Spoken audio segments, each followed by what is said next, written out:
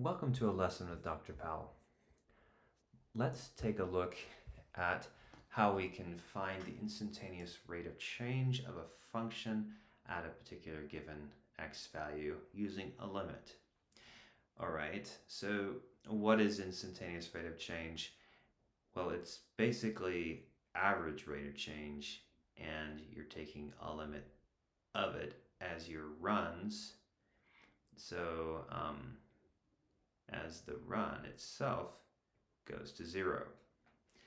So, when we're focusing, we're heading toward, our x values are heading toward 1. So we can kind of think about that. Okay, so on this curve right here, we have a point. We have the point 1, comma, square root of quantity 1 plus 3, which is just 2. So if you plug in 1 into the function, you will get out 2. Okay, so that's a point on the function. And so, you can think of this square root function, and somewhere along the line you have this point 1, 2. Now, let's take another point. And let's just suppose that the x value at this point is, you can just let the x value be x itself, or you can just, you could just call it something like a. Okay, so if that point is a, then what would go here? Well, you just plug a into the function, and you'll end up getting the square root of a plus 3. Okay, maybe make that a little bit bigger here, but you get the idea. All right, so we have square root of a plus 3.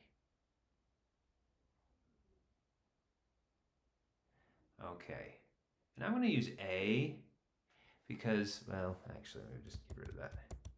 I'm going to use a because in later videos, I'm going to be using a, especially when we want this point to have an x in it. So I'm just going to, use a for now to kind of get used to that. Okay, so we have 2 points. We have this point and that point, and we want to find the average rate of change between them. Essentially, what you can do, for starters, you could just plug 1 into here, get a quick point like we did here, and then just take another point like a, comma, and then you just plug in a into the function, and then what you have is you have 2 points. And they can be fairly close together depending on what a is. Now what we want is we want a itself to head toward 1. So if a is heading toward 1, then the run is heading toward 0, right? The rise and run, think of like a, so we have, rise over run. So this is rise, this is run. The run will be heading towards 0, right? Because this is 1 and a, but we want a to be heading toward 1.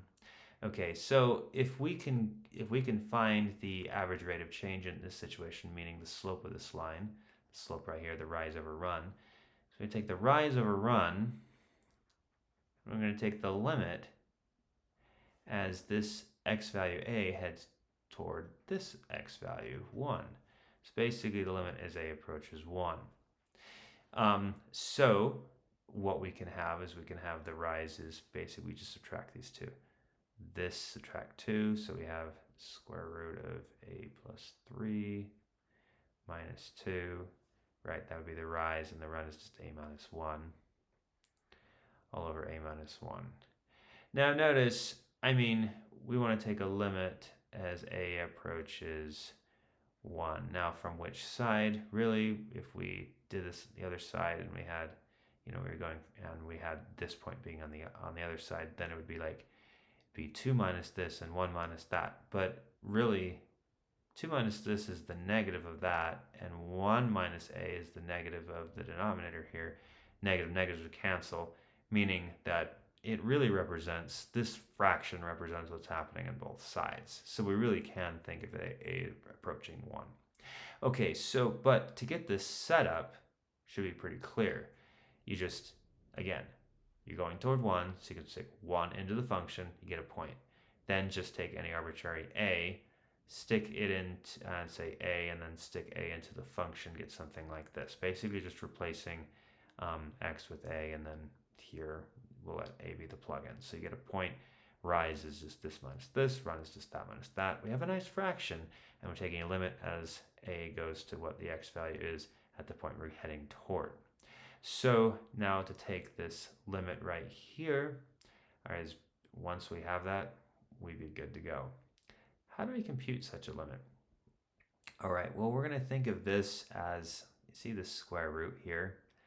I mean, it'd be nice if we had like this squared minus that squared. That would be great. We can't just do that to the top or anything like that. Or, we have to multiply top and bottom by something. But we're in luck because if you think about it, this minus this, if we multiplied it by this plus that, so in such a way, then we see a difference of two square things coming on when we multiply it out. This times this would be that square, the square roots to go away on the top. Now, why would we do that? Why do we want the square roots to go away on the top? Well, basically, we see this a minus 1 down here. And we know that if we just stick in, I mean, this is a limit. If we just stick in 1, there's a problem on the top. Because we have, 1 plus 3 and square root of 2. I get 0 on the, okay, so the top, and the bottom are both 0, right? And kind of the idea is that maybe, so the bottom is 0, so you can't just plug in 1, right, for a. So that's a problem. But, if we were to change the numerator, we already have an a minus 1. Maybe we could find some a minus 1 up there as a factor that could actually cancel with that one. That's kind of the idea. So if we can simplify the numerator so we can try to find something in some way that would cancel with an a minus 1, we'd be in business, and we'd change the domain of our expression so then we could plug in 1 and compute the limit. That would be great. So let's see how that would work here. So multiplying this through, on the top, you're going to have the first thing squared, square root of a plus 3. That squared is just a plus 3. And then subtract off 4 because 2 squared. Okay, so that's what the top will yield. Hey, it is a minus 1. Isn't that nice? That's going to cancel with that a minus 1. Beautiful. So the domain of the expression is just changed by keeping it algebraically equivalent as a fraction. So this top right here is a minus 1. You can think, so this is equal to a minus 1. And that's canceling with that. And then you'll just be left with 1 over square root a plus 3 plus 2. But let's keep this limit symbol in here as a approaches 1, limit as a approaches 1. Then you can just, at this point, the domain has changed. We can just stick in 1 for a here, and we end up getting, so if we stick in a 1, you get 1 plus 3, 4, square root is 2, so we get 2 plus 2, which is 4, so we get a fourth. Whew. Wow, look at that. We just found that the instantaneous rate of change of this function at the point x equals 1 is a fourth, is 1/4, and we did that by using a limit. Okay, and that's it on that one. Thanks for watching.